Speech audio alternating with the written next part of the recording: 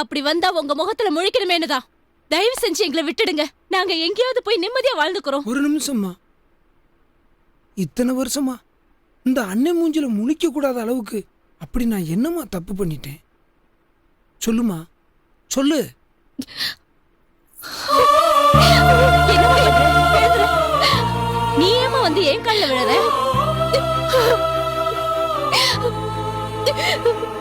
வயசுல சின்ன பொண்ணுன்னா திடீர்னு உங்க கால விழுந்ததுக்கு நீங்க பாத்துறீங்களே, அப்போ என் கால்ல எங்க அம்மா கும்பிட்டு விழுந்தா எனக்கு எப்படி இருக்கும்? என்னம்மா சொல்ற? கௌதம் எடுக்கிற படத்துல ஹீரோனா நடிக்க கேட்டு வந்தாங்க.